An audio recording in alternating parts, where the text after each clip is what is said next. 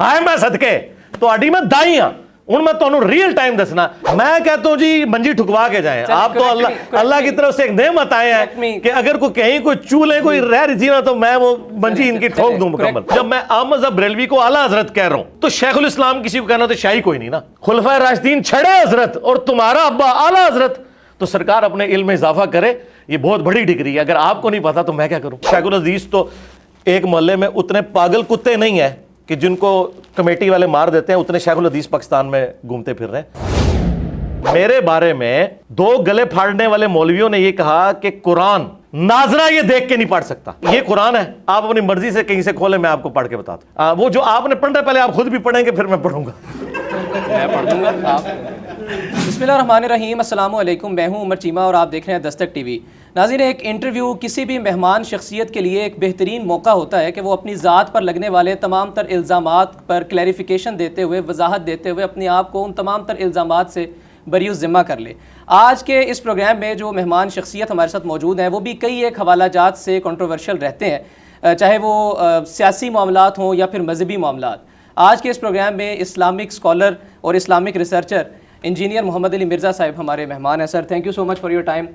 आपके पास आने से पहले मैंने मुख्तलिफ़ उलमा इकराम से, मुख्तलिफ़ मकातिब फ़िक्र के उलमा इकराम से मैंने रब्ता किया और मैंने उनसे कहा कि एक एक सवाल या एक एक राय जो है वो मुझे दे दें जिसे मैं सवाल की शक्ल देकर आपके पास आ सकूं। ठीक है। तो पहला सवाल जो है वो तो एक ये किया गया, बिलुमूम सब की तरफ से मुश्तरका सवाल था कि आपने कहा कि चूँकि फ़िरका वारियत को ख़त्म करने के लिए मैं ना तो चंदे लेता हूँ ना कोई मसाजिद हैं, और आपके जो स्टूडेंट्स हैं वो तमाम मसाजिद में जाते भी हैं, पढ़ते भी हैं नमाज वगैरह।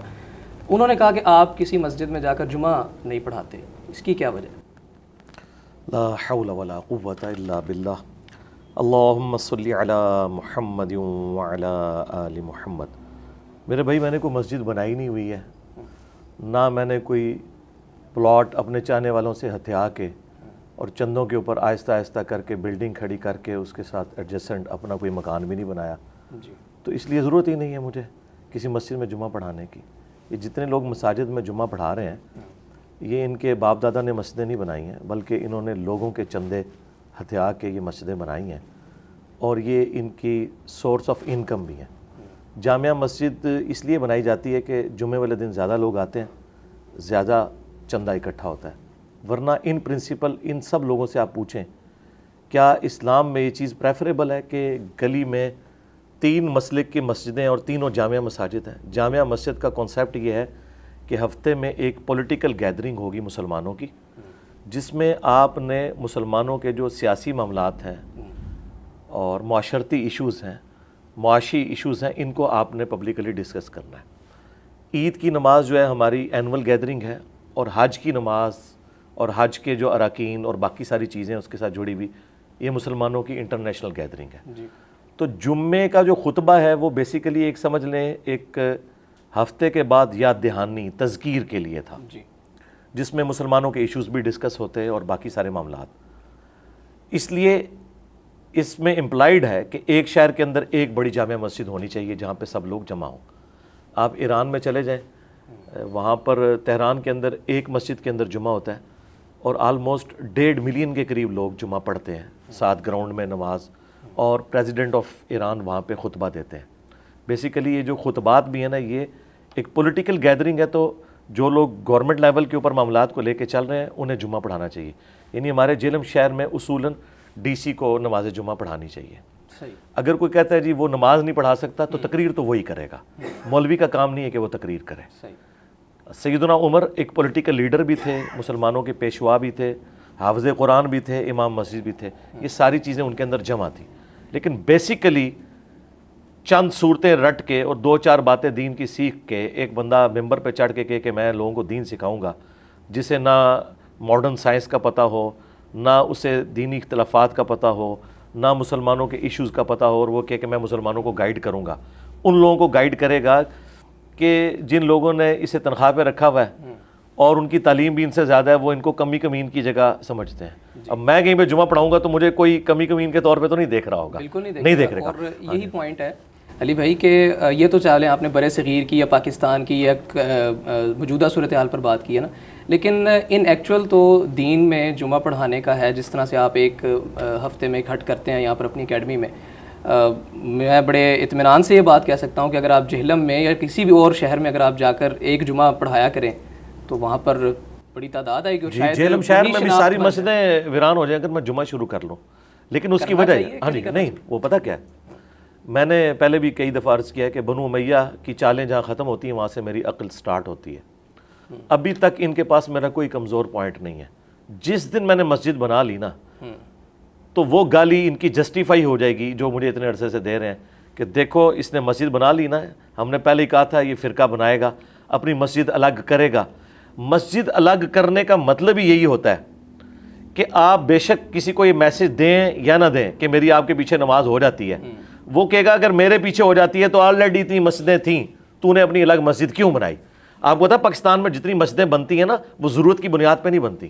آپ اسلام آباد میں چلے جائیں، چپے چپے کے اوپر آپ کو مسجدیں نظر آئیں گی. آپ کہیں گے ایک محلے میں 2 مسجدیں کیا کر رہی ہیں؟ وہ 2 اس لیے کر رہی ہیں کہ جب وہ بریلویوں کو الاٹ کرتے ہیں نا تو دیوبندی اس وقت تک کاٹتے رہتے ہیں CDA کو جب تک کہ مجبور ہو کے ایک پلاٹ ان کو نہیں وہ الاٹ کر دیتے. یا دیوبندیوں کو مسجد مل جائے تو بریلوی اس وقت تک انہیں کاٹتے رہتے ہیں جب تک کہ وہ انہیں مسجد نہ دے دیں. تو یہ ان کے شر سے بچنے کے لیے چپے چپے پہ انہوں نے مسجد، اور دونوں جامع مساجد ہوتی ہیں. آپ قطعاً اپنی نئی مسجد بنائیں، لیکن آج جب آپ ایک بات کرتے ہیں کہ ہم ہر مسلک کے پیچھے نماز پڑھتے ہیں، اور یقیناً ظاہر ہے مختلف مساجد میں آپ روزمرہ کی بنیاد پر جاتے ہوں گے، نمازیں ادا کرتے ہوں گے، تو اسی طرح آپ ایک جمعہ ایک مکتبہ فکر، ایک جمعہ ایک مکتبہ فکر، یہ ہم آپ کا میسج زیادہ اچھے طریقے سے. جی میں آپ کو بتاتا ہوں، یہ آپ کی جو معصومانہ خواہش ہے اس کے جواب میں یہ کہوں گا مجھے تو آپ چھوڑ دیں. مفتی تقی عثمانی صاحب اور مفتی منیب الرحمان صاحب دونوں ایجوکیٹڈ پرسنالٹیز ہیں دنیاوی طور پر بھی، اور 2 بڑے جو سب کانٹیننٹ میں فرقے ہیں دیوبند اور بریلوی، ان کے وہ امام سمجھے جاتے ہیں. یہ دونوں ایک دوسرے کی مسجد میں ذرا جمعہ پڑھا کے بتا دیں، ان کی پبلک قبول نہیں کرے گی. الیاس قادری صاحب کو آپ کی پبلک قبول کر رہی ہے، میں آپ کو بتا رہا ہوں نا، الیاس قادری صاحب کبھی بھی رائے ونڈ کی مسجد میں نماز نہیں پڑھا سکتے، اور رائے ونڈ والے جو مرکز ان کا مدنی مرکز کراچی کا اس میں نماز نہیں پڑھا سکتے. آپ نے میری بات کی نا کہ میری پبلک قبول کرے گی، میری پبلک تو قبول کر لے گی میرے اسٹوڈنٹس. میں جس مسجد میں جا کے پڑھاؤں گا نا وہ قبول نہیں کریں گے نا. تو میں نے تو آفر دے دیے، چلے میں آپ کی ویڈیو میں دوبارہ کہہ دیتا ہوں کہ جمعے کی نماز مفتی منیب الرحمان صاحب مجھے اپنی مسجد میں پڑھانے دیں. اچھا ہاں جی. جمعے کے بعد ہفتہ آتا ہے اور پھر اتوار کو یہاں بیٹھ کے درس دیں. مفتی تقی عثمانی صاحب مجھے اپنی مسجد میں جمعے کی نماز پڑھانے دیں، اور اس کے ساتھ ہی ایڈجسٹنٹ ایک دن کے بعد جو اتوار ہے وہ یہاں کے خطاب کریں. میں تیار ہوں. اگر آپ اپنے طور پر بڑے پن کا مظاہرہ کرتے ہوئے، ویسے ہی جہلم کی مرکزی مساجد تقریباً تمام مکاتب فکر کی جہلم میں موجود ہیں، آپ اپنے طور پر اگر جائیں یا یہاں ضرورت نہیں ہے، میرے بھائی ہے ہی نہیں ہے نا. آپ کوشش کریں نا، میں نے کیوں کوشش کرنی ہے؟ میں نے کیوں کوشش؟ جمعہ ایک پڑھانا ہے جی وہ نہیں الاؤ کریں گے نا، وہ تو ایک دوسرے کو الاؤ نہیں کرتے. انہوں نے مساجد میں لکھا ہوتا ہے کہ اس مسجد کا امام وہ ہوگا جو اعلیٰ حضرت کے مسلک سے تعلق رکھتا ہو، نہ کسی کو یہاں واز کرنے کی اجازت ہے، نہ چندہ اکٹھا کرنے کی. یہ مساجد میں لکھ کے لگایا ہوا ہے. صحیح. آپ کن خوابوں کی دنیا میں رہ رہے ہیں؟ یہ ایسے ہے ہی نہیں ہے. اگر دعوت آتی ہے تو انشاءاللہ پڑھائیں گے. جی کیوں نہیں، میں تو کہتا ہوں کہ اگر کوئی بڑے لیول کا بندہ اس طرح کی آفر کرتا ہے تو میں ضرور پڑھاؤں گا، اور ہم انہیں الاؤ کریں گے، وہ یہاں پہ بھی آ کے اپنا موقف رکھ سکتے ہیں. ٹھیک ہے. فیصل آباد کے ایک عالم دین گزرے ہیں ماضی میں، ان کے حوالے سے آپ کے ویڈیوز میں ہے کہ آپ نے ان کو شیخ بھی کہا، آپ نے ان کو شیخ الحدیث بھی کہا. ان کا ایک ختم نبوت کے حوالے سے ایک موقف رہا ہے جس پر آپ نے غالباً کو 2 منٹ کی ویڈیو بنائی ہوئی ہے. نا میرے بھائی 2 گھنٹے کی ویڈیو 2 گھنٹے کی ویڈیو بنائی. اب جو اعتراض کرنے والے ہیں، ناقدین ہیں یا علماء اکرام ہیں، وہ یہ کہتے ہیں کہ آپ نے اس پر ایک دفعہ اس پر بات چیت کی ہے، جبکہ اگر کوئی آپ کی ذاتی کسی بھی ایشو کے حوالے سے کوئی بات چیت ہوتی ہے تو اس پر آپ ایک سیریز شروع کر دیتے ہیں، اور پھر اس پر 2 گھنٹے 1.5 گھنٹے کے باقاعدہ ایک لمبی چیزیں ہوتی ہیں جس میں پہلی بات ہے کہ وہ آپ کے اس عالم دین کے بارے میں جو کوسچن ہے نا، وہ جس ہمارے مخالف نے بتایا اس نے جھوٹ آپ کے متھے مار دیا. اس نے کہا 2 منٹ کا کلپ ہے. آپ ابھی یوٹیوب پہ لکھیں رپلائی ٹو مولانا اسحاق اور ذرا اس ویڈیو کی لینتھ دیکھیں. 50 منٹ سے زیادہ وہ ویڈیو ہے، اور ٹاپک ایک ہے. ایک ٹاپک. جب میرے اوپر اعتراضات ہوتے ہیں نا، اگر ایک اعتراض ہوگا نا تو ظاہر ہے وہ تو 20-25 منٹ کی ویڈیو آئے گی. لیکن اگر آپ ایک ویڈیو میں میرے اوپر 10 اعتراضات داغ دیں گے تو میں ہر اعتراض کے اوپر 20-25 منٹ بولوں گا. ٹھیک ہے. یعنی آپ قادیانی ہونے کا اگر الزام لگائیں گے تو میں اس کے اوپر بولوں گا اور میں اسے ریبٹل کروں گا. لیکن اگر اس کے ساتھ آپ میرے اوپر الزام لگائیں یہ صحابہ کو گالیاں دیتا ہے تو پھر میں اسے بھی ریبیٹل کروں گا. مولانا اسحاق صاحب سے ختم نبوت کے ایک جز میں, اور وہ بھی مولانا اسحاق صاحب نہیں, ان کے بابے نے کام ڈالا ہے, ان کے بابے نے, معین الدین ابن عربی نے. یہ اس کی گمراہی تھی جن کو بریلوی اور دیوبندی دونوں شیخ اکبر کہتے ہیں, اور بعض اہل حدیث بھی انہیں شیخ اکبر مانتے ہیں. یہ ان کی گمراہی تھی جو مولانا اسحاق صاحب نے جو ہے وہ آپ سمجھ لیں مستعار لی تھی.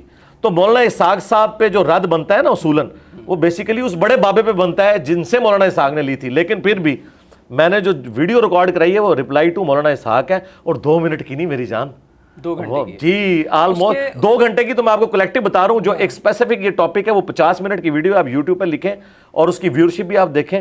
اس کے علاوہ بھی جہاں جہاں مجھے اختلاف ہوتا ہے میں اس کے اوپر ویڈیوز ریکارڈ کراتا ہوں. اس کے باوجود بھی شیخ الحدیث اور شیخ الاسلام جی اعلیٰ حضرت, اگر میں فیصل آباد والوں میں بتانے لگوں نا, اعلیٰ حضرت اگر صوفیانہ گمراہیاں پھیلا کر, اعلیٰ حضرت اگر چشتی رسول اللہ والی کتاب سبا سنابل کی تعریف کر کے, جی ان کو میں اعلیٰ حضرت ہی کہتا ہوں, کالا حضرت تو نہیں کہا نا.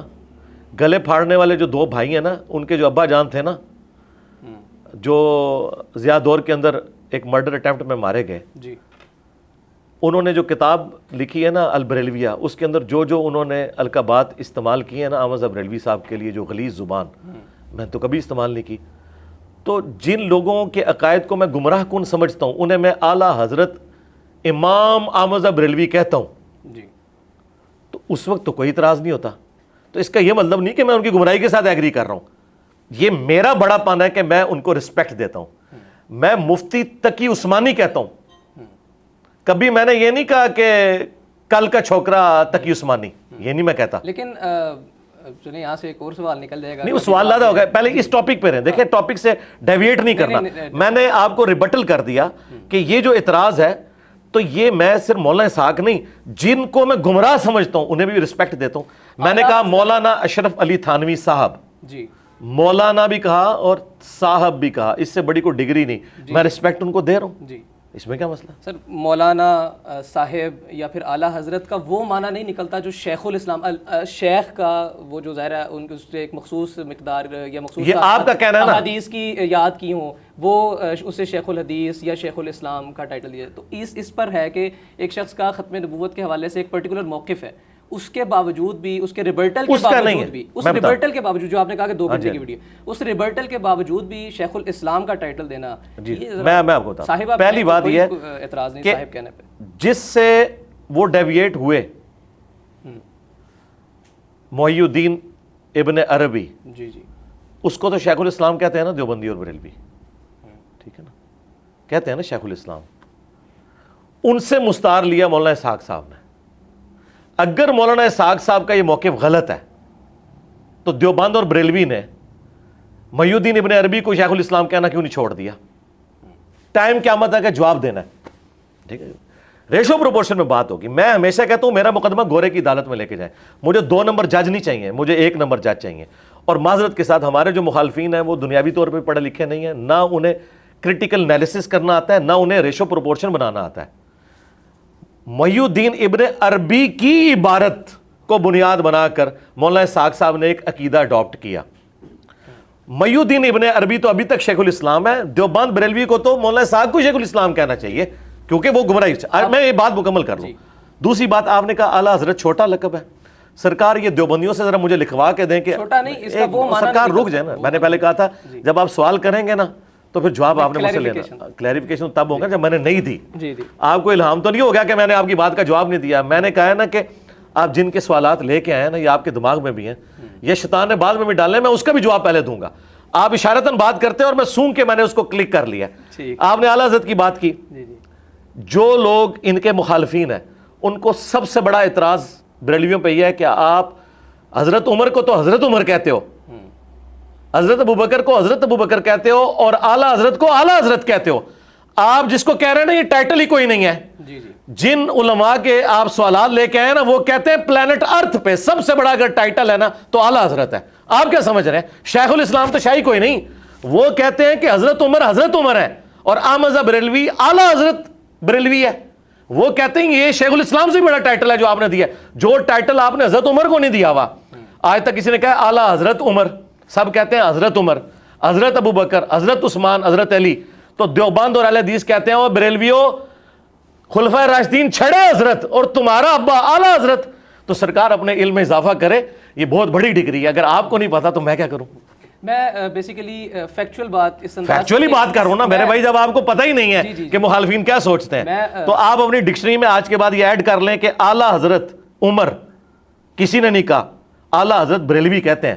حضرت عمر کو چھڑا حضرت کہتے ہیں، ان کو اعلیٰ حضرت کہتے ہیں. اور یہ وہ اعتراض ہے جو اہل حدیث بریلویوں پہ کرتے ہیں. تو اپنی ڈکشنری میں ایڈ کر لیں، یہ اعلیٰ حضرت بہت بڑی ڈگری ہے. اچھا، اس پر دو چھوٹی سی باتیں. ایک تو یہ کہ آپ نے کہا کہ اہل حدیث دیوبندی اور بریلوی جو ہیں وہ مولانا اسحاق کے جو استاد تھے جن سے انہوں نے مستعار لیا شیخ الحدیث کا، ان کو ابھی بھی شیخ الاسلام کہتے ہیں. تو وہ اگر اس بنیاد پر غلط ہیں اور وہ گمراہ ہیں تو آپ اس چیز کو سیکنڈ کیوں کر رہے ہیں؟ آپ اس چیز کو پھر میں سیکنڈ نہیں کر رہا، میں یہ کہہ رہا ہوں کہ جو رسپیکٹیبل الفاظ جواز نہیں بنتا. نہیں، جواز میں نے بتایا نا کہ میں رسپیکٹیبل جو الفاظ استعمال کرتا ہوں جی جی اس پہ کسی کو کیا اعتراض ہو سکتا ہے؟ میں بتا رہا ہوں جب میں احمد بریلوی کو اعلیٰ حضرت کہہ رہا ہوں تو شیخ الاسلام کسی کو کہنا تو شاہی کوئی نہیں نا.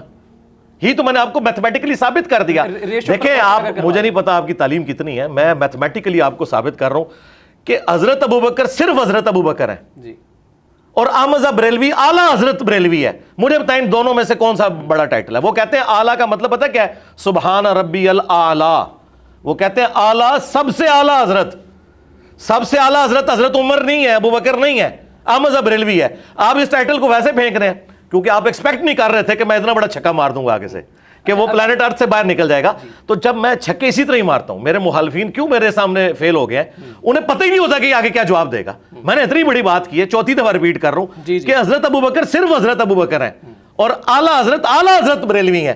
یہ ٹائٹل بڑا ہے، جو صحابہ کو بھی ٹائٹل نہیں ملا وہ انہوں نے ان کو دیا ہے. اس کے باوجود میں اعلیٰ حضرت کہتا ہوں. کیوں کہتا ہوں؟ کہ جن کی نظر میں وہ اعلیٰ حضرت ہے نا وہ انہیں اعلیٰ حضرت کہتے ہیں. اگر اعلیٰ حضرت کہنے سے وہ میری بات سننے کے لیے تیار ہے تو میں بات کروں گا.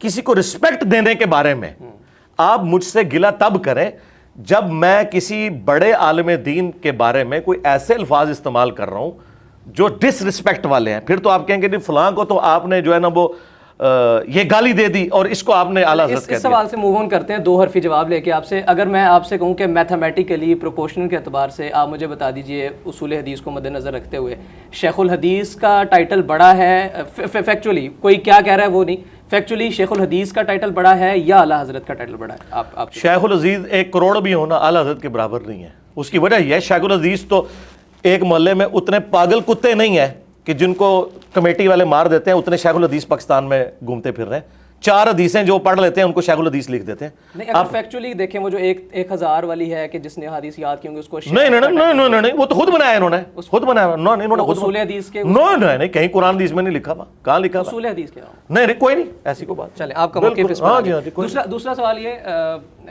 ایک اور بڑی، آپ پاکستان میں جتنے بریلوی شیخ الحدیث ہیں ان سے پوچھیں کہ شیخ الحدیث بڑا ٹائٹل ہے یا اعلیٰ حضرت، وہ کہیں گے سرکار. نہیں میں آپ کو بتا رہا ہوں نا کہ جن کا ٹائٹل ہے، ٹھیک ہے، جن کا ٹائٹل ہے، جب وہ خود اپنی اوقات بتا رہے ہیں تو ضرورت ہی نہیں. آپ شیخ الحدیث ایک آپ اشتہار بریلویوں کا پڑھیں نا، 50 شیخ الحدیث اس میں لکھے ہوتے ہیں. کسی شیخ الحدیث کو پڑھ کے کہ جی شیخ الحدیث بڑا ٹائٹل ہے اعلیٰ حضرت، وہ کہیں گے جی ہم تو اعلیٰ حضرت کے قدموں کی خاک میں نہیں. تو میں انہی کا جواب دے رہا ہوں. آپ کا موقف نہیں، میرا موقف نہیں ہے، ان کا موقف ہے. ان کا موقف ہے جو پٹیاں پڑھا رہے ہیں، یہ ان کا موقف ہے. آپ کا موقف بھی آپ نے بھی بتایا کہ شیخ الحدیث آپ نے کہا کہ چھوٹا ہے اور اعلیٰ. ظاہر ہے میں نے بتایا کہ رولتے پھر رہے ہیں اشتہاروں میں، اعلیٰ حضرت تو ایک ہی ہے ابھی تک. چلیں ٹھیک، ابھی تک دوسرا اعلیٰ حضرت نہیں آیا. دوسرا سوال یہ، ایک اور انٹرنیشنل عالم دین ہے، ان سے بھی آپ عقیدت رکھتے ہیں، بلکہ مشہور ہے کہ آپ نے ان کے ہاتھ بھی چومے. وہ کہتے ہیں کہ پل صراط جو ہے وہ صرف دنیا ہے، قیامت کے روز کوئی پل صراط نہیں ہوگا. آپ کا اس پر کیا موقف؟ میں نے تو پل صراط کے اوپر تفصیلی ویڈیو ریکارڈ کروا دی ہوئی ہے شارٹلی ادھر بھی. ہاں جی، پل صراط کا جو کنسیپٹ قرآن کے اندر ہے سورہ مریم کے اندر کہ خواہ کوئی نیک ہو یا بد ہو سب نے آگ سے گزرنا ہے اور پھر ہم نجات دے دیں گے اہل ایمان کو اور دوسروں کو ہم گھٹنے کے بر جہنم کی آگ میں کھلا چھوڑ دیں گے. تو یہ سورہ مریم کی آیت واضح ثبوت ہے کہ پل صراط ایگزسٹ کرتا ہے. قرآن سے میں نے اس لیے حوالہ دیا کہ اگر کسی کو حدیث پہ اعتراض ہے تو اس کے لیے. اس کے بعد بخاری مسلم میں درجنوں حدیث ہیں اور جس عالم دین کا آپ نے حوالہ دیا نا، تو میں نے چونکہ آلریڈی اس کے اوپر ویڈیو ریکارڈ کرائی تھی، رپلائی ٹو اسی عالم کا نام لکھ کے میری وہی ویڈیو ایک ایک ریفرنس کے ساتھ قرآن کی آیات، بخاری مسلم کی درجنوں احادیث، نہ صرف ان کے نمبر ڈسپلے کیے ہیں بلکہ وہ امیجز ان احادیث کے ڈسپلے کر کے ہمارے جو اسٹوڈنٹ کا چینل ہے راہ ہدایت، جس کے لاکھوں میں سبسکرائبرز ہیں، اس کے اوپر اپلوڈ ہو چکا ہے۔ آفیشیل پر نہیں کیا؟ آفیشیل پہ ضرورت ہی نہیں، کیونکہ جس انٹرنیشنل عالم کی آپ بات کر رہے تھے نا، اس کے جو اپنے سبسکرائبرز ہیں نا، اس سے زیادہ اس چینل کے سبسکرائبر ہیں جس پہ اس کا جواب آ گیا۔ آفیشیل پہ جواب دینے کی ضرورت نہیں تھی، وہ میں نے ہی اپلوڈ کروایا کہہ کے۔ اور اگر اس لیول پہ بات پہنچی، ہمارا اصول یہ ہے، آفیشیل پر کروا دیتے تو ذرا تنقید نہ ہوتی جو ہو رہی تھی۔ نہیں، میرے پہ کوئی تنقید نہیں ہوتی۔ اس کی وجہ یہ ہے کہ میرے پہ تنقید تو تب ہو نا جب میرا نظریہ اس کا ہو۔ ایک بندہ روزانہ اٹھ کے ایک نیا نظریہ لانچ کر دے تو میں نے ضروری تو نہیں اس کو جواب دینا ہے۔ دوسری بات، اس نے جو نظریہ لانچ کیا ہے اس نے مجھے تو کچھ نہیں کہا نا، اس نے ایک نظریے کی بات کی نا۔ علماء کو میں فوراً آفیشیل پیج سے اس لیے کرتا ہوں، اگر اس شخص نے، وہ انٹرنیشنل جو سپیکر ہے، اس نے میرے خلاف کوئی ٹویٹر ٹرینڈ چلایا ہوتا کہ انجینئر پولیس رات کو مانتا ہے اور قرآن و حدیث سے ثابت نہیں ہے، انجینئر کو گرفتار کرو، یہ اسلام کے عقیدے چھوڑ چکا ہے، یہ گمراہ ہو چکا ہے، ہمارے ادارے کدھر ہے، تو آفیشیل سے میں دیکھیں اس کی طبیعت صاف کر دیتا۔ میری بات سن لیں نا، پوری بات سن لیں، میں آپ کو فرق بتا رہا ہوں میتھمیٹیکل۔ جن لوگوں کی بات کر رہے ہیں نا، وہ اس طریقے سے اختلاف کرتے ہیں، اگر وہ بھی ایسے اختلاف نہ کریں، وہ اپنا نظریہ دیں۔ مطلب ایک عالم کہتا ہے جی میرا یہ نظریہ ہے حضرت معاویہ رضی اللہ تعالیٰ عنہ کے بارے میں، اور مجھے اشارتاً بھی ذکر نہ کرے، میں کبھی بھی اسے ریبٹل نہیں کروں گا، ریبٹل بھی نہیں کروں گا۔ اچھا، جب یہ مجھے سنگل آؤٹ کرتے ہیں نا، میرا نام لیتے ہیں اور مجھے کہتے ہیں میں گمراہ ہوں، ہم اس پہ FIR کٹوائیں گے، پھر میں جواب دیتا ہوں۔ جس دن اس انٹرنیشنل اسپیکر نے حرکت کی نا، تو اس کے ساتھ بھی دیکھیں میں کیا کرتا ہوں۔ تو یہ ریشو پروپورشن ڈفرنٹ۔ مجھے یہ سمجھ لگ سکی کہ آپ نے کہا کہ اگر کوئی شخص ایک بطور مجموعی مطلقاً کسی دین کے کسی ایک پرٹیکولر عقیدے پر حملہ آور ہوتا ہے یا ایک ایسی بات کر دیتا ہے جس سے حملہ صادق آتا ہے، تو اس کا ریبرٹل آپ کسی اپنے اسٹوڈنٹ کے پیج پر اپلوڈ کرتے ہیں، اور اگر کوئی ذاتی طور پر آپ کو ٹویٹر ٹرینڈ چلاتا ہے، آپ کے خلاف FIR کرواتا ہے، پھر آپ مین یہ ایک جز ہے، اس میں ایک جز رہ گیا، وہ چونکہ آپ نے جی ہاں بالکل صحیح جب سمجھ لگی ہے، وہ اس لیے کہ میں نے وہ بیچ میں ایک جز چھوڑ دیا تھا، وہ میں آپ کلیئر کر دیتا ہوں۔ یہ اس عالم کی صورت میں ہے کہ جس کا school of thought international level کے اوپر ایگزسٹ نہ کرتا ہو اور اس کی کوئی مسجد نہ ہو، یہ اس کے لیے۔ لیکن جو اسٹیبلش فرقے ہیں جن کے کروڑوں ماننے والے ہیں، دیندار لوگ، اگر ان میں ہوگا نا، ان کو آفیشیل سے ہی جواب جائے گا۔ اس کی وجہ یہ ہے کہ وہ کسٹوڈین بنیں گے اس فکر کے کہ جو اہل سنت کی فکر ہے۔ وہ شخص جس کی آپ بات کر رہے ہیں نا، اس نے تو اعلانیہ کہہ دیا نا جی میں ان حدیثوں کو صحیح نہیں سمجھتا۔ اس کے باوجود بھی آپ عقیدت رکھتے ہیں؟ وہ ہاتھ چومنے والی جو بات بڑی، میرے بھائی ہاتھ اگر میں نے چوم لیے ہیں، میں نے تو ہاتھ ان لوگوں کے بھی چومے ہیں جنہوں نے پوری زندگی اس فرقے کی خدمت کی ہے جن کے عقیدے المحند المفند میں لکھے ہوئے ہیں، ٹھیک ہے، یعنی مولانا طارق جمیل صاحب۔ اچھا، میں ہاتھ ان لوگوں کے بھی چومتا ہوں جنہوں نے 3 دفعہ مجھ پہ مرڈر اٹیمپٹ کروائی، یعنی بریلوی فرقے کے علماء۔ تو جتنے بھی بڑے علماء آتے ہیں میں سب کے ہاتھ چومتا ہوں، ایسا تو کبھی نہیں ہوا کہ میں نے ہاتھ نہیں چومے، میں رسپیکٹ دیتا ہوں۔ فروحی علمی اختلافات رہے ہیں آپ کے ان کے بریلوی مکتبہ فکر کے ساتھ، مولانا طارق جمیل صاحب کا آپ نے نام لیا، اصولی اختلافات، لیکن جیسے آپ نے کہا کہ غامدی صاحب نے باقاعدہ طور پر انکار ہی کر دیا چند احادیث کا، اس کے باوجود علمی اختلاف سے اوپر کی بات نہیں بن جاتی؟ جی وہ نہیں، بالکل آپ صحیح پہنچے ہیں۔ اس کی وجہ یہ ہے کہ غامدی صاحب اپنی ان تمام کمزوریوں کے باوجود میرے نزدیک بریلوی دیوبندی اہل حدیث سے بہتر ہے۔ اچھا جی جی، اس کے کہ آپ نے کہا کہ چند احادیث سے انکار کیا۔ جی، اس کی وجہ یہ ہے کہ چند احادیث کا انکار تو حنفی بھی کرتے ہیں، بخاری مسلم سے وہ رفع الیدین کا طریقہ ماننے کے لیے تیار نہیں ہو رہے، ٹھیک ہے۔ اہل حدیث ہو کر بھی بنو امیہ کے بارے میں جتنی حدیثیں آ رہی ہیں ان کی باطل تعویلات کرتے ہیں اور کئی چیزوں کو کہتے ہیں کہ فراڈ ہے، بعد میں شامل ہو گئی ہیں۔ ہم بخاری سے حضرت علی کے ساتھ علیہ السلام دکھاتے ہیں، وہ کہتے ہیں بعد میں کسی نے داخل کر دیا۔ تو غامدی صاحب تو بہتر ہے نا کہ وہ سرے سے انکار کر رہے ہیں۔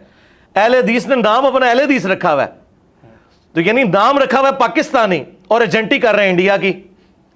اگر ایک انڈیا ہے وہ کہتا ہے میں انڈین ایجنٹ ہوں، تو اسے ہم چھوٹا مجرم تصور کریں گے جو نام پاکستان کا ویل کر رہا ہے۔ تو غامدی صاحب کا تو سٹانس ہے نا کہ میرے نزدیک پہلی چیز قرآن ہے، اس کے بعد یہ چیزیں۔ اہل حدیث کا تو کہنا ہے کہ ہم حدیث کو بھی حجت قرآن کے پیرلل میں مانتے ہیں، پھر حدیثوں کا انکار کریں گے تو یہ بڑے مجرم ہوں گے اور ان کے اوپر تھپیڑا بھی میرا بڑا آئے گا کہ تم غداری کر رہے ہو۔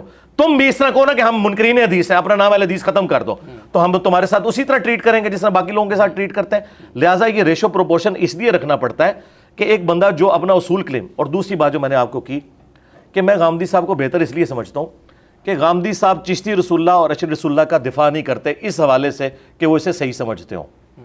دوسرے لوگ تو اسے معرفت کی بات کہہ کے اس کا دفاع کرتے ہیں. کچھ کہتے ہیں ضعیف ہیں روایات نہیں. وہ سرکار وہ تو آج ہے نا, وہ جو کہہ رہے ہیں نا, وہ ایک چھوٹو لاہور کا جو کہتا ہے وہ اس مناظرے میں سبحان اللہ پڑھ رہا ہے جس میں چشتی رسول اللہ, یہ آپ کی مسکراہٹ ہی اس کے لیے جواب ہے.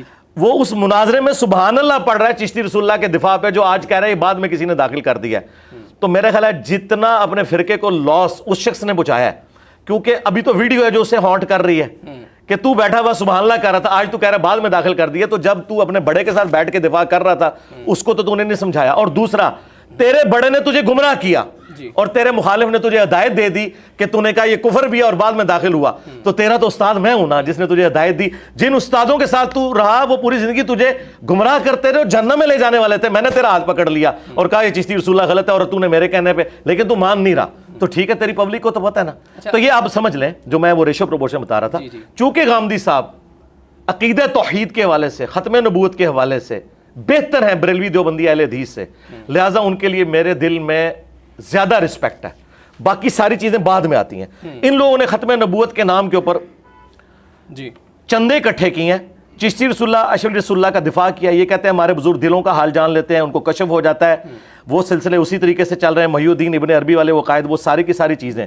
غامدی صاحب ان ساری چیزوں کو فراڈ سمجھتے ہیں. چلیں یہ تو اس بات پر میں ریشو پروپورشن بتا رہا ہوں, ریشو پروپورشن, کہ غامدی صاحب کو میں اس لیے رسپیکٹ زیادہ دیتا ہوں کہ ان کا توحید بریلوی دیوبندی اہل حدیث سے بہتر ہے, ان کا ختم نبوت دیوبندی بریلوی اہل حدیث سے بہتر ہے. باقی ساری چیزیں بعد میں آتی ہیں. توحید اور ختم نبوت یہ بنیادی عقائد ہیں. اور اہل حدیث کو بھی میں کہوں گا یہ چشتی رسول اللہ اشرف رسول اللہ کا دفاع کرتے ہیں, کیونکہ اس کے خلاف نہیں بول رہے بلکہ ان کے ساتھ مل گئے ہیں.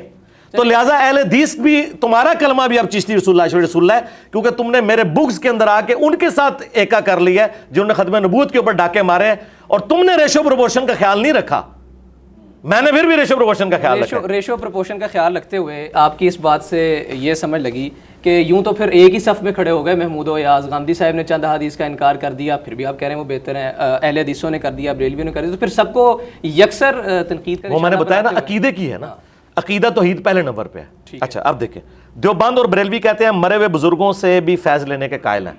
اب یہ تو ایاک نعبد و ایاک نستعین کے خلاف ہے. جی تو غامدی صاحب تو یہ نہیں کہتے نا. اسلام کی بنیاد ہی عقیدہ توحید اور ختم نبوت پہ ہے, باقی ساری چیزیں فروعی ہیں. رفع الیدین سے کوئی فرق نہیں پڑتا. آپ رفع الیدین کہہ رہے ہیں, میں کہتا ہوں یہ نماز بھی چھوڑ دیں, میری طرف سے جائیں جہنم میں. عقیدہ جو ہے نا اصل وہ ہے لا الہ الا اللہ توحید, محمد رسول اللہ, اس کے بعد ختم نبوت. دیکھیں قادیانیوں کو ہم نے اسلام سے کیوں نکالا ہے؟ کیا قادیانی نماز نہیں پڑھتے؟ کیا وہ یہ کلمہ نہیں پڑھتے؟ ختم نبوت میں انہوں نے اختلاف کیا ہے. ختم نبوت سے بڑی چیز عقیدہ توحید ہے. توحید اور ختم نبوت میں جن کی کرپشن ہے ان کی ریشو پروپورشن گمراہی کی زیادہ ہی ہوگی. باقی سارے مسائل چھوٹے ہیں. یہ صرف یہ مسئلہ نہیں کہ تو نے بھی حدیث کا انکار کر دیا, میں نے بھی حدیث کا انکار کر دیا. نا, ایک حدیث کا انکار جو ہے وہ ایک عمل کے اوپر ہے اور ایک ہے بنیادی عقیدے کے اوپر. یہ ہو ہی نہیں سکتا کہ دو طرح کے جرم برابر ہو جائیں, یہ تو اللہ بھی نہیں برابر کرتا. چلیں ایک اور ریشو پروپورشن کا طریقہ نکال لیتے ہیں. آپ نے اپنے آفیشیل یوٹیوب چینل پر اہل حدیثوں کے خلاف, بریلویوں کے خلاف, دیوبندیوں کے خلاف منکر حدیث ہونے کی وجہ سے کتنی ویڈیوز اپلوڈ کی, اور غامدی صاحب کے خلاف کتنی ویڈیوز اپنے آفیشیل پر؟ جی آفیشیل پہ پروپورشن یہاں سے جی سرکار دیکھے تو صحیح. جی واحد ہیں غامدی صاحب جن کے اوپر میں نے پوری کی پوری ایک نشست میں 2.5-3 گھنٹے کی 20 کوسچنز اباؤٹ جاوید احمد غامدی پوری سیریل کی ہے. یہ سیریل میں نے ابھی تک بریلوی دیوبندی اہل حدیث شیعہ کے اوپر کی ہی نہیں ہے, کہ میں نے ان کے پورے نظریات, ان کے ایک اسٹوڈنٹ تھے وہ آئے, ان کا میں نے سوالات کرنے ہیں ان کے ڈیلس کے خطبات کی بنیاد کے اوپر. تو میں نے کہا مجھے آپ نے سوال دکھانے بھی نہیں, ان کو ترتیب سے لکھیں, میں پوری نشست کروں گا. پلانٹ ارتھ پہ غامدی صاحب وہ خوش نصیب ہیں انورٹڈ کاماز میں کہ جن کے اوپر میں نے پورا پروگرام ریکارڈ کیا. اچھا دوسری بات, دوسرا غامدی صاحب سے اختلاف ہوا حضرت میر معاویہ رضی اللہ تعالیٰ کے مسئلے پہ, تو میں نے اس کے اوپر پوری تفصیلی ویڈیو ان کے اوپر ریکارڈ کروائی. ٹھیک ہے. اچھا رفع الیدین کے حوالے سے انہوں نے بات کی, میں نے اس کے اوپر ویڈیو. آپ غامدی صاحب کا ایک نظریہ بتائیں کہ جو گمراہی پر مبنی ہے, اور میں نے اس کے اوپر بائی نیم مخاطب کر کے نزول مسیح اور حیات مسیح, یہ بہت کریٹیکل ایشو تھا, سارے لوگ ان کو حدیثوں سے جواب دے رہے تھے, میں نے قرآن سے بنیاد بنا کے اور غامدی صاحب کی تصویر لگائی ہے. میری سب سے زیادہ میری رک جائیں, میری سب سے زیادہ ویڈیوز میری ہی غامدی صاحب کے جواب میں. جس طرح مجھے قادیانی کہتے ہیں نا, میں نے چیلنج دیا ہے کہ آفیشیل پہ سرکار, آفیشیل پہ پلانٹ ارتھ پہ سب سے زیادہ قادیانیوں کے خلاف ویڈیوز اس ناچیز کی ہیں جس کو تم قادیانی کہتے ہو. پلانٹ ارتھ پہ سب سے زیادہ ویڈیوز غامدی صاحب کے خلاف میری ہیں. طارق مسعود صاحب 2 یا 3 ویڈیوز آپ دکھائیں گے, وہ بھی انہوں نے سطحی گفتگو کی ہے. میں نے پوری ڈاکٹرن گھنٹوں کی ویڈیوز غامدی صاحب کی تصویریں لگا کے ریپلائی ٹو غامدی صاحب ریکارڈڈ ہے.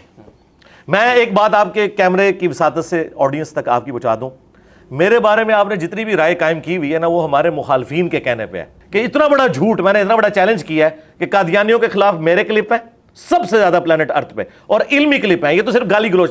غامدی صاحب کے خلاف سب سے زیادہ کلپ داڑھی کے مسئلے میں, حیات مسیح کے مسئلے میں, پردے کے مسئلے میں, اور وہ 20 کوشچن پوری ڈاکٹرین ہے جو میں نے ڈسکس کیے ہیں. اس کے پہلے 50 منٹ جو ہے نا غامدی صاحب سے متعلق 20 سوالات, میں نے ان کی پوری ڈاکٹرین جو وہ سنت اور حدیث میں فرق کرتے ہیں وہ پوری کی پوری میں نے اکھاڑ کے پرے پھینکی ہے, اور غامدی صاحب کو سینٹرڈ کر کے.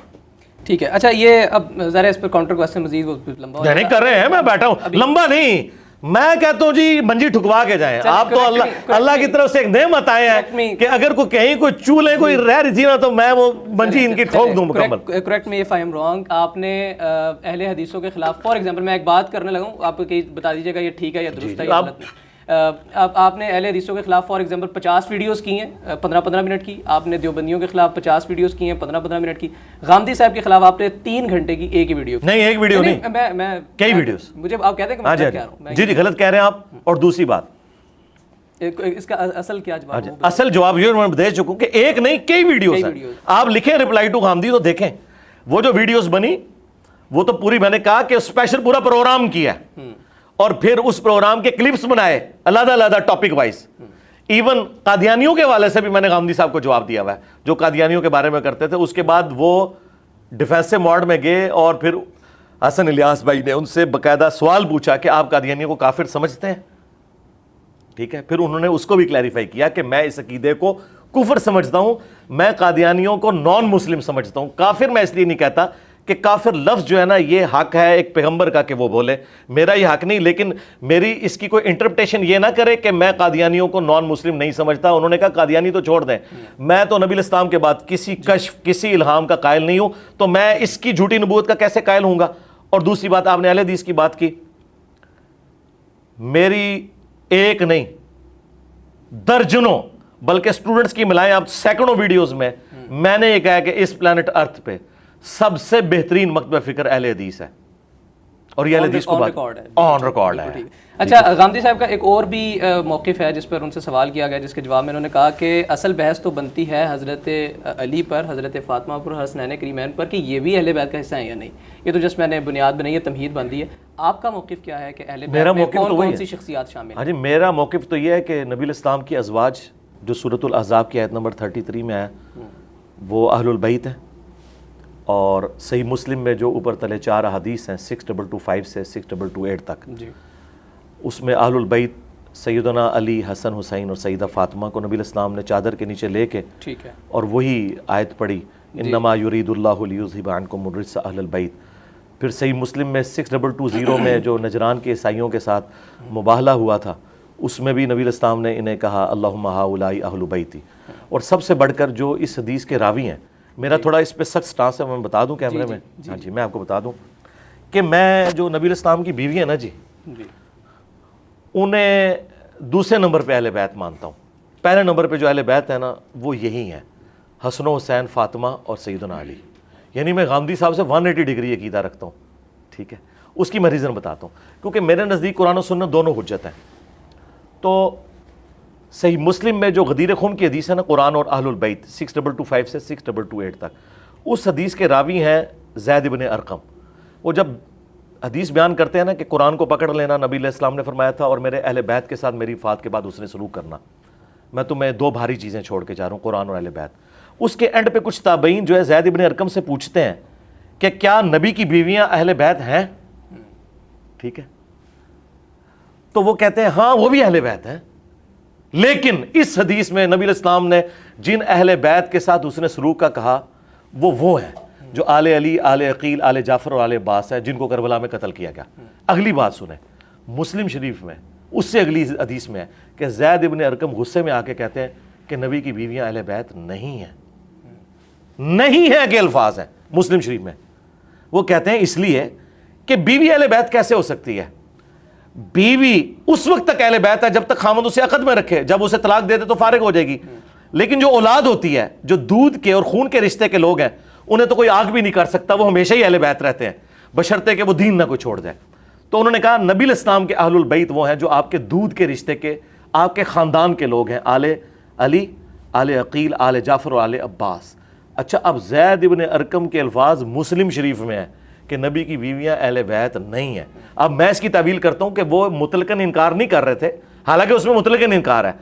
وہ یہ بتانا چاہ رہے تھے کہ جن اہل بیت کے ساتھ حسن سلوک کا نبی الاسلام نے کہا وہ ہیں جو حضور کے خاندان کے لوگ ہیں, کیونکہ حضور کو بتایا گیا تھا کہ آپ کی وفات کے بعد امت ان کے ساتھ برا سلوک کرے گی. نبی کی بیویوں کے ساتھ تو کوئی برا سلوک نہیں ہوا. نبی کی بیویوں کے ساتھ اگر برا سلوک کرنا تھا تو وہ کرنا تھا بنو ہاشم نے, نعوذ باللہ. آپ نے اپنا موقف دیا کہ آپ پہلے, میں بات پوری کر لوں, ان کے ساتھ کسی نے برا سلوک نہیں کیا. برا سلوک ہوا ہے حضور کی اولاد کے ساتھ. نبی کی بیویوں کو تو ہمیشہ ہر بندے نے عزت دی, ایون حضرت معاویہ رضی اللہ عنہ نے ان کو عزت دی اپنے دور میں, کیونکہ وہ کمپیٹیٹر سمجھتے تھے نا ان کو اہل بیت کا. اور اہل بیت تو ویسے ہی عزت دیتے تھے کیونکہ وہ سوچ بھی نہیں سکتے تھے کہ نبی علیہ السلام کی بیوی کے ساتھ کوئی برا سلوک کرتے.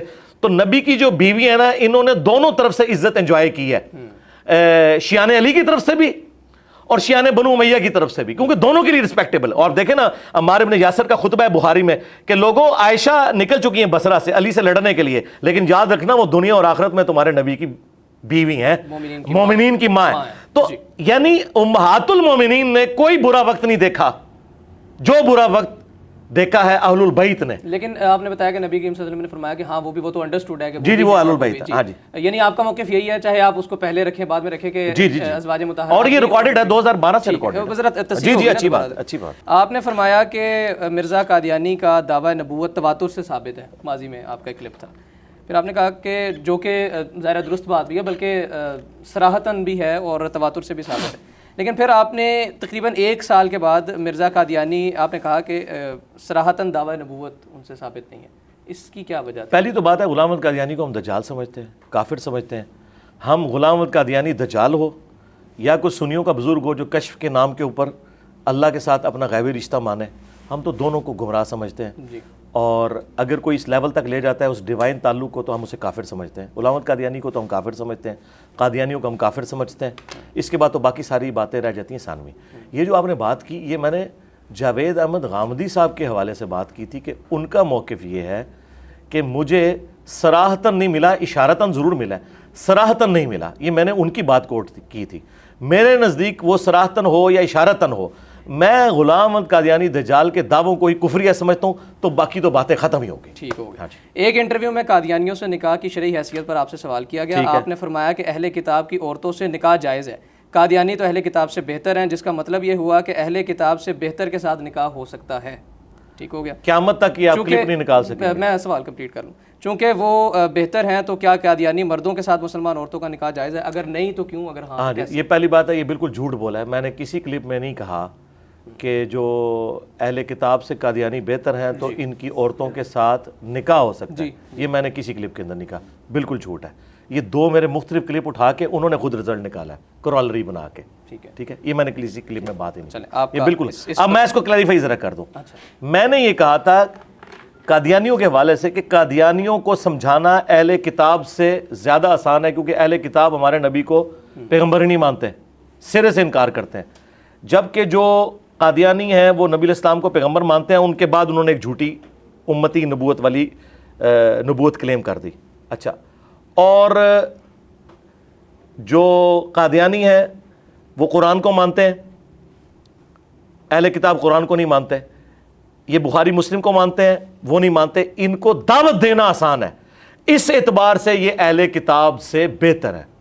یہ جو رشتے کی آپ نے بات کی ہے نا, یہ کبھی بھی اس طریقے سے مجھ سے سوال نہیں ہوا, اور اگر ہوا ہے تو میں نے اس کو ویل لیفٹ کیا ہے, اور میں نے کیمرے میں بھی کبھی ریکارڈ نہیں ہونے دیا. یہ بالکل جھوٹا الزام میرے اوپر لگایا ہے. جو دیوبندی ہیں, اہل حدیث ہیں, اور شیعہ اور قادیانی, ان سب کا ذبیحہ حرام ہے.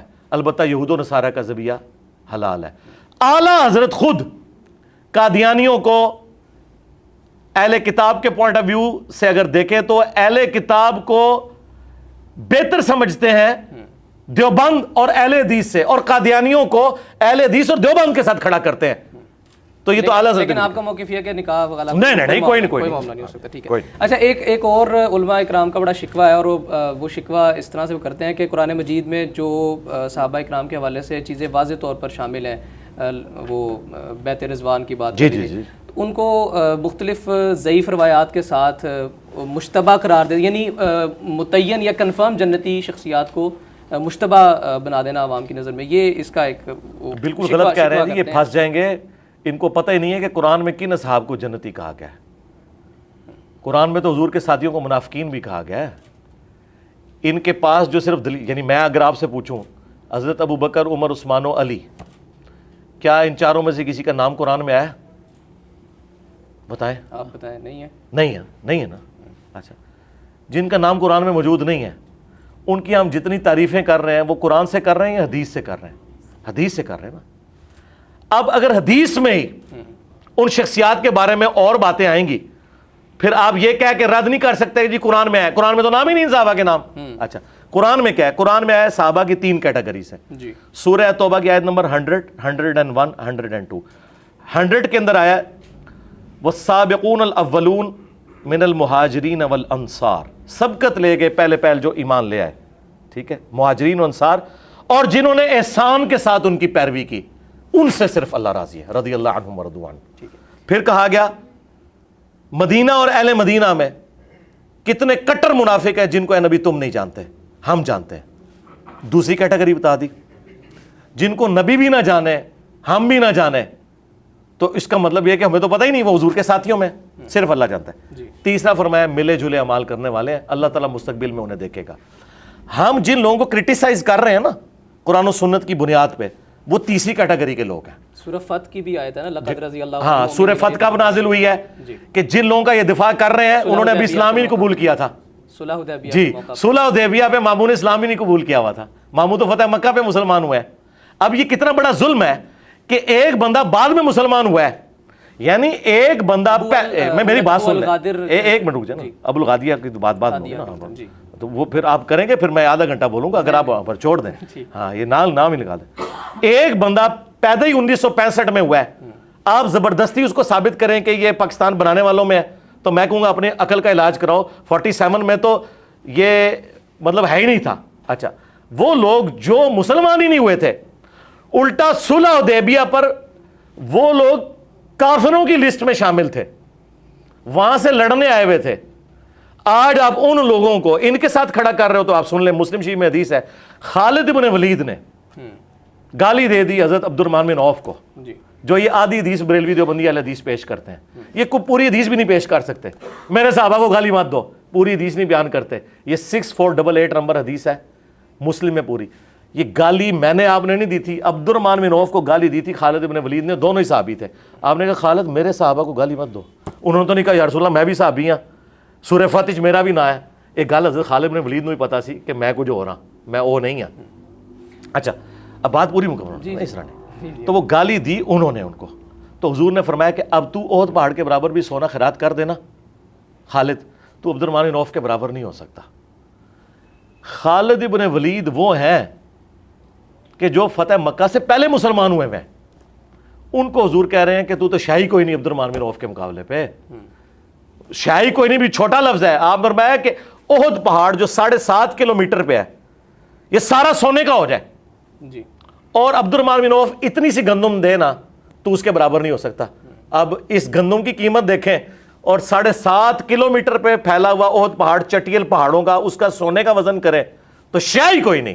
یہ بھی لفظ چھوٹا رہ جائے گا. یہ حضور ان کو کہہ رہے ہیں. ہم بعد والے تو چیز ہی کوئی نہیں. اچھا، اب وہ والے فضائل لے کے عبد الرحمن بن عوف کے مقابلے پہ خالد بن ولید نے تو نہیں کلیم کیا کہ یا رسول اللہ میرے تو بڑے فضائل قرآن میں آئے ہیں. انہیں پتا تھا یہ بینچ مارک ہوا ہے. یہ تو جب سنی شیعہ فرقے بنے ہیں نا، پھر لوگوں نے یہ تعریف کرنی شروع کی ہے کہ جی پکڑ کے صلح حدیبیہ والی حدیثیں ان پہ لگائیں جن کو فتح مکہ پہ معافیاں طلقات ہے. اس وقت جب ان کی گردن پہ تلوار رکھی گئی یا اسلام قبول کرو ورنہ قتل کیے جاؤ گے، اس وقت انہوں نے اسلام قبول کیا ہے، مسلمان ہیں، وہ صحابی بھی ہیں. ٹھیک ہے. اور سب سے بڑھ کر بخاری مسلم میں حدیث ہے، حضرت معاویہ کے جو والد تھے ابو سفیان، ان کو غزوہ حنین پہ نبی علیہ السلام نے 100 اونٹ دیے، انصار مدینہ کو کچھ نہیں دیا. انہوں نے کچھ نوجوانوں نے کہا کہ ابھی تو قریش کا خون ہماری تلواروں سے ٹپک رہا ہے اور اس شخص پہ اپنے قبیلے کی محبت غالب آ گئی ہے, رسول اللہ کے بارے میں اتنی گستاخانہ جملے بول دیے. کیوں؟ کہ انہوں نے کہا یا رسول اللہ پوری زندگی آپ کی خاطر ہم ان سے لڑتے رہے, یہ آخری وقت میں آ کے مسلمان ہوئے ہیں, 800 اونٹ بھی آپ نے انہی کو دے دیے. تو پتہ ہے اس کے جواب میں حضور نے کیا کہا؟ سب سے پہلے تو اللہ نے بتایا کہ آپ کے صحابہ نے آپ کے بارے میں یہ کہا ہے. آپ نے سینئر صحابہ کو بلا کے کہا کہ یا رسول اللہ چھوٹے بچے تھے, عذر قبول کریں. حضور نے کہا اللہ اور اس کا رسول تمہارا عذر قبول کرتے ہیں. پھر نبی علیہ السلام نے فرمایا کہ انصار اگر پوری دنیا ایک گھاٹی میں چلے اور انصار دوسری گھاٹی میں انصار کے ساتھ ہوں, میرا جینا اور مرنا انصار کے ساتھ ہے. انصار کیا تم پہ اس بات پہ خوش نہیں ہو کہ یہ لوگ دنیا کا مال لے جائیں؟ کون؟ ابو سفیان رضی اللہ عنہ, ہم تو احترام سے اور تم اللہ کے رسول کو لے جاؤ. اللہ کے رسول کو پتا تھا کہ دنیا لے جانے والے کون ہیں اور اللہ کے رسول کو لے جانے والے کون ہیں. اور آپ دیکھ لیں انصار مدینہ یہی بنو امیہ کے ہاتھوں قتل ہوئے ہیں. انصار مدینہ تھے جو سقیفہ بنی ساعدہ میں بھی حضرت علی کو خلیفہ بنانا چاہتے تھے یا سعد ابن عبادہ کو. اور انصار مدینہ ہمیشہ بنو ہاشم کے ساتھ رہے ہیں, کبھی انہوں نے بنو امیہ کا ساتھ نہیں دیا. اور بخاری مسلم میں ہے کہ انصار سے صرف مومن ہی محبت رکھے گا اور انصار سے صرف منافق ہی بغض رکھے گا. انصار مدینہ کا ووٹ ہمیشہ حضرت علی اور ان کی اولاد کے ساتھ رہا ہے. یہ میں آپ کو فرق بتا رہا ہوں. یہ رضی اللہ عنہ ایسے اٹھا کے, اگر آپ نے ویسے دعائیہ کلمات, تو مسلم شریف میں ان کا شاگرد بھی لکھتا ہے, ابو الحسین مسلم بن حجاج القشیری رضی اللہ عنہ. امام حنیفہ کو امام شافعی نے کتاب الام میں لکھا ہے ابو حنیفہ رضی اللہ عنہ. ٹھیک ہے, علماء دیوبند نے المہند میں اپنے علماء کو رضی اللہ عنہ. اس طرح آپ بے شک کہتے ہیں, آپ بے شک تقی عثمانی کو رضی اللہ عنہ کہیں, ہمیں کوئی اعتراض نہیں ہے. لیکن اگر آپ یہ کہیں گے کہ قرآن میں جن سے اللہ تعالیٰ ڈیفینیٹلی راضی ہوا یہ وہ والا رضی اللہ عنہ ہے, تو سرکار وہ انہی کے بارے میں ہے کہ جب وہ نازل ہوا تھا نا اس وقت وہ مسلمان تھے. جو بعد میں مسلمان ہوئے تو وہ صرف وہ لوگ ہوں گے جنہوں نے احسان کے ساتھ ان کی پیروی کی. رہ گئے آپ مجھ سے پوچھیں, میرے نزدیک سارے صحابہ کے لیے میں دعا کرتا ہوں کہ اللہ ان سے راضی ہو. بہترین, یہ آپ کا راضی ہو, میری خواہش ہے. موقف آ گیا آپ کا. چونکہ میرے پاس سوالات ابھی بھی ہیں لیکن وقت نہیں کریں, کوئی وقت نہیں, ہم ایک اور نشست انشاءاللہ نہیں مکا کے جاؤ, تھوڑی سی منجی رہ گئی ہے بس, آخری چولہا نے آپ سے دوبارہ ملاقات کرنی ہے, ایک اور نشست میں انشاءاللہ کریں. اور آندہ کے لیے بس لاسٹ کوسچن ہے کہ آپ پر ایک اور بھی الزام لگتا ہے کہ جی آپ قرآنوں جو صحیح بخاری اور صحیح مسلم ہے بغیر اعراب کے جو نسخہ ہے اس کو پڑھ نہیں سکتے. بس یہ لاسٹ کوسچن ہے, اس پر ایک بندے نے آپ کو چیلنج بھی دیا. جی میں بڑا اچھا, کروڑ چھوڑ دیں, ٹھیک ہے, اس کو چھوڑ دیں, یہ تو باتیں پرانی ہو گئی ہیں. پہلی بات آپ ذہن میں رکھیں کہ اگر میں قرآن کا ترجمہ بھی کروں, کوئی بریلوی عالم قرآن کا ترجمہ کرے, کیا کوئی بریلوی ماننے کے لیے تیار ہے کہ اس کا ترجمہ احمد بریلوی سے بہتر ہے, اعلیٰ حضرت سے؟ نہیں. اشرف تھانوی صاحب نے ترجمہ کیا, آج تقی عثمانی صاحب کا ترجمہ ان سے لاکھ درجے بہتر ہے الفاظ کے چناؤ میں, لیکن تقی عثمانی بھی کہے گا کہ نہیں میں کتھے حضرت کتھے. ٹھیک ہے, اینڈ رزلٹ کیا ہے؟ اینڈ رزلٹ یہ ہے کہ آج کے جو ان کے بڑے علماء ہیں نا, یہ ان کے ترجمے بھی ماننے کے لیے تیار نہیں ہے اعلیٰ حضرت اور رشید تھانوی کے مقابلے پہ. لہذا اینڈ رزلٹ یہ ہوا کہ یہ ترجمہ مانتے ہیں اپنے بڑوں کا. تو میں چونکہ ایک پڑھا لکھا بندہ ہوں, میں تو to cut the story short کرتا ہوں. میں کہتا ہوں مجھے عربی کیا, مجھے کچھ بھی نہیں آتا, میں جاہل ہوں. میں احمد بریلوی صاحب کا ترجمہ رکھوں گا اور میں اپنے عقیدے ثابت کروں گا. اب لاؤ کون سا بڑا عالم ہے جو ان سے بہتر قرآن کا ترجمہ کر سکتا ہے. میں بخاری مسلم کا, کیا بریلویوں کا بخاری مسلم کا ترجمہ اہل حدیث نے مان لیا؟ اہل حدیث کا بریلویوں نے مان لیا. اگر مانا ہوتا تو یہ لادہ ترجمے نہ کرتے. انہوں نے ترجمے کیے اس لیے کہ ایک دوسرے کے نہیں مانتے. جب یہ ایک دوسرے کے نہیں مانتے, میں کر کے بتا بھی دوں, انہوں نے ماننا تو نہیں. میں تو سولوشن اینڈ پہ میں یہ کہتا ہوں کہ جس فرقے کا بندہ ہے نا, ہمارے پاس جو آتا ہے نا, ہم اسے کہتے ہیں کہ یہ آیت لے جاؤ, یہ حدیث لے جاؤ, تم جا کے نا اپنے فرقے کا ترجمہ پڑھ لو اور اس کے مطابق اپنی اصلاح کر لو. میں بیچ میں سے نکل گیا, میں تو بالکل سولوشن اینڈ پہ کھڑا ہوں, میں پرابلم اینڈ پہ نہیں کھڑا. کہ یہ سب کا سب جھگڑا ہے, ہم اس جھگڑے کی طرف جاتے نہیں. میرے بارے میں 2 گلے پھاڑنے والے مولویوں نے یہ کہا کہ قرآن ناظرہ یہ دیکھ کے نہیں پڑھ سکتا. یہ آپ نے کلپ دیکھا, ٹویٹر پر کلپ بھی ایک بنا کے لگایا. ہاں جی, تو میں یہی چاہ رہا تھا. جی میں بات ختم کر رہا ہوں. جی سرکار, یہ ایک منٹ, یہ قرآن ہے, آپ اپنی مرضی سے کہیں سے کھولیں, میں آپ کو پڑھ کے بتاتا ہوں. وہ قرآن مجید کے متعلق بھی کہتے ہیں. اور سرکار میں ادھر بعد میں آؤں گا, پہلے میں آپ کو صرف یہ بتانا چاہ رہا ہوں کہ وہ جو آپ نے پڑھنا ہے پہلے آپ خود بھی پڑھیں گے, پھر میں پڑھوں گا. میں پڑھ دوں گا, ٹھیک ہے.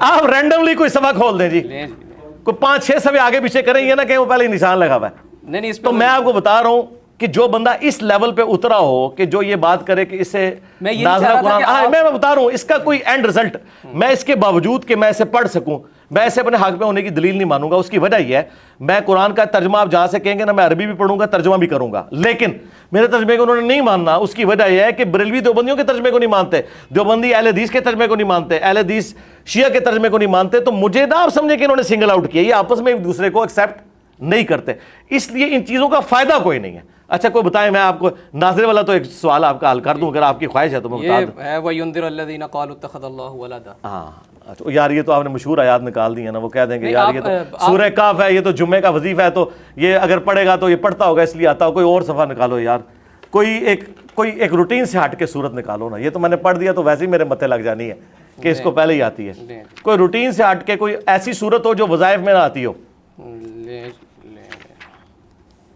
یہ کون سی صورت ہے؟ سورۃ احزاب نکال لی. ہاں ٹھیک ہے، یہ سورہ احزاب نہیں ٹھیک ہے نہیں، لیکن سورہ احزاب معروف ہے لیکن یہ وظائف میں نہیں آتی. میں اپنے لیے کہہ رہا تھا، آپ کے لیے نہیں. یعنی میں سورۃ الکاف کہیں گے، وہ کہیں گے سورۃ الکاف تو جمعے کا وظیفہ یہ پڑھتا ہوگا تو زبان پہ چڑھ گئی ہوگی. اب سورۃ الاحزاب وہ صورت ہے جو کسی وظیفے میں نہیں آتی. اس کے بارے میں کوئی حدیث بھی نہیں ہے اس حوالے سے کہ آپ جمعے والے دن پڑھ لیں یا روزانہ رات کو سونے سے پہلے پڑھ لیں، یہ اس طرح نہیں ہے. آپ رینڈملی اس کا کوئی صفحہ کھولیں، میں وہاں سے پڑھنا شروع کر دیتا ہوں. یہاں سے رکوع سے شروع کر کون سے رکوع سے؟ یا ایھا الذین آمنوا اذکروا نعمت اللہ. میں ساتھ ترجمہ بھی کرتا جاؤں گا لیکن فائدہ کوئی نہیں نا، پھر وہ ماننا تو انہوں نے ہے ہی نہیں. کروڑ روپے جیتے سر، نہیں مجھے بڑی خوشی ہوگی.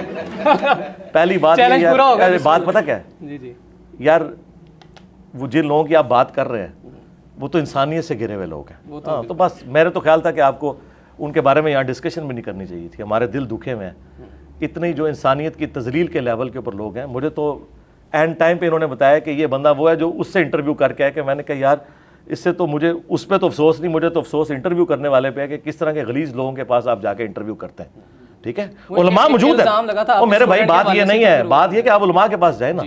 جس بندے کی کیا میں آپ کی والدہ کو اس بندے کی زبان سناؤں اور کہوں کہ آپ کا بیٹا اس کے پاس جا کے انٹرویو کرتا ہے تو کہے کہ یار یہ میری تربیت یہ نکلی ہے. تو یہ آپ سمجھیں عالم کے پاس تشدد کے حوالے سے میں گیا تھا، میں نے علماء کے بھی انٹرویو کیے ہیں. میں نے پیر بات پتہ کیا ہے وہ چھوڑ دیں، وہ ایک لادہ بات ہے، لیکن میں بتا رہا ہوں کہ پھر ان کی وہ بات ادھر ہی دفن کر دیں. میرے سے کوئی لینا دینا ہی نہیں. اعوذ باللہ من الشیطان الرجیم، بسم اللہ الرحمن الرحیم. اعوذ باللہ من الشیطان الرجیم، بسم اللہ الرحمن الرحیم. يا أيها الذين آمنوا اذكروا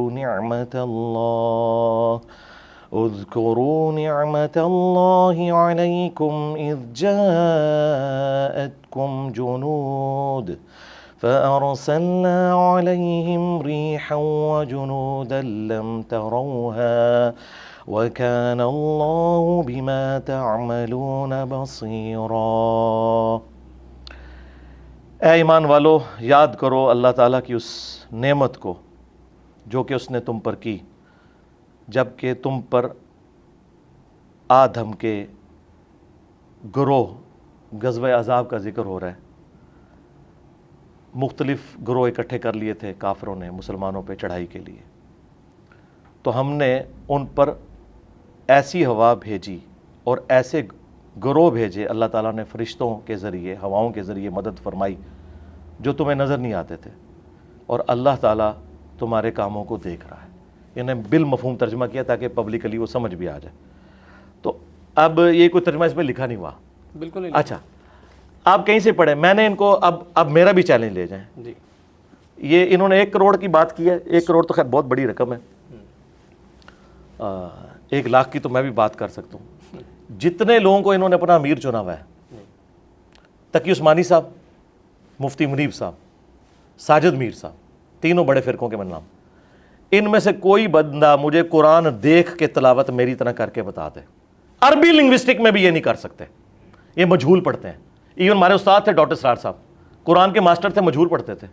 میں نے قرات سیکھی ہوئی ہے. پتہ کب آپ کی تاریخ پیدائش کس سن کی ہے؟ 2001 کی. ہاں میں نے 1992 میں جب میں میٹرک میں تھا، میری داڑھی بھی نہیں نکلی تھی، میں نے قرات سیکھی تھی. پھر ان کلپس کی کیا حقیقت ہے وہ جو ٹویٹر پر ہم نے بڑے وائرل دیکھے؟ ہاں جی وہ کلپ، وہ اس طرح کے کلپ میں آپ کو امام کعبہ کے بھی دکھا سکتا ہوں کہ غلطی ہو جائے. غلطی ہونا اور چیز ہے. قرآن پڑھتے ہوئے زبر زیر پڑھی جائے، زیر زبر پڑھی جائے، یہ غلطی ہو جائے. اٹک بھی جاتا ہے بندہ. کیوں نہیں اٹکتا یار؟ نبی علیہ السلام تو ابو داؤد میں آیا کہ آیت ہی بھول گئے تھے. صحابی نے بعد میں کہا یار او یار پھر بات وہی ہے نا, غلطی تو کسی سے بھی ہو سکتی ہے, اٹکنا. اب ڈاکٹر اسرار صاحب نے بیان القرآن 30 سال تک ریکارڈ کرایا, آخری دفعہ پڑھا اس میں بھی انہوں نے غلطی کی ہے. یہ غلطی ہو سکتی ہے. غلطی پتہ کس کو کہتے ہیں کہ میں نے زبر کو زیر پڑھا, آپ نے میری اصلاح کی, پھر میں نے غلط پڑھ دیا, پھر اصلاح کی, پھر اس کو کہتے ہیں کہ اس کو پڑھنا نہیں آتا. یہ زبر زیر کی غلطیاں. میں تو چیلنج کر رہا ہوں جن کو انہوں نے بڑا مانا ہے نا, وہ عربی پڑھتے ہی غلط ہے. انہوں نے عربی پڑھی ہوئی ہے مجہول. اب غامدی صاحب ہے, عربی ان کو بہت اچھی آتی ہے, شاعری ہے, لیکن عربی مجہول پڑھتے ہیں. وہ قرآن والی عربی پڑھ نہیں سکتے. وہ پڑھیں گے, میں آپ کو بتا دوں ان آیات کو کس طرح پڑھیں گے. وہ اے بے تے کر کے پڑھیں گے. وہ معروف پڑھ نہیں سکیں گے, عین ان سے نکل ہی نہیں سکے گی, ہاں وہ نکال ہی نہیں سکتے. عربی قاریوں کے نزدیک وہ زیرو سے ملٹیپلائی ہیں اور اسے لحن جلی کہا جاتا ہے. یہ جو اٹک کے ہوتا ہے نا, یہ آپ کسی بھی بندے کو لے آئیں, اگر وہ پڑھتے ہوئے کہیں ایک جگہ اس سے غلطی ہو جائے. ڈاکٹر اسرار صاحب نے بیان القرآن دیکھ کے ریکارڈ کرایا پورا, عربی وہ دیکھ کے پڑھتے ہیں, اس میں بھی انہوں نے زبر زیر کی کئی جگہ غلطی کی ہے. لیکن ڈاکٹر اسرار صاحب نے ان کی منجی نہیں ٹھوکی تھی, اور اگر میں چاہتا تو میں شیطنت کر کے ان کے کلپ کاٹ کے چڑھا سکتا تھا کہ جی ان کو عربی نہیں پڑھنی آتی. یہ کوئی طریقہ نہیں ہوتا کہ آپ کسی کے اوپر یہ الزام لگائیں. اور دوسرا, اگر مجھے عربی بھی نہیں پڑھنی آتی, نہ مجھے قرآن کا پتہ, نہ حدیث کا پتہ, تو تمہاری نیندیں کیوں رات کی حرام ہوئی ہوئی ہیں؟ موجے مارو, ایک جاہل آدمی سے تمہارا واسطہ پڑا ہے, لیکن وہ جاہل پھر اگر جاہل ہے تو تمہارے مرے ہوئے بزرگ وہ زیرو سے ملٹیپلائی ہو گئے ہیں, تو اس کا مطلب یہ ہے کہ گل ود گئی ہے. ہاں گل گئی ہے ود. بہت شکریہ آپ کے وقت کا. انشاءاللہ ایک اور نشست میں اگر آپ شفقت کریں گے تو دوبارہ آپ کی خدمت میں حاضر ہوں گے. ناظرین, یہ پروگرام اتحاد بین المسلمین کی ایک کڑی تھی, ایک کوشش تھی, اور اسی دعا کے ساتھ میں اس پروگرام کا اختتام کروں گا کہ انجینئر صاحب ہوں یا کوئی بھی دوسرا عالم دین ہو, وہ کوئی بھی کام کر رہے ہیں, ان سے دین کی خدمت کا اگر کام ہو رہا ہے یا کام لیا جا رہا ہے, تو اللہ کرے کہ بطور مجموعی اینڈ رزلٹ اس کا یہ نکلے کہ ان تمام کاوشوں کو جس وقت یکجا کیا جائے تو مسلمان ایک جسد واحد کی طرح ہی ابھر کر دنیا کے سامنے آئے. اور اللہ کرے کہ میری یہ دعا جو ہے وہ بارگاہ الہی میں قبول ہو. مجھے اجازت دیجیے. اللہ حافظ.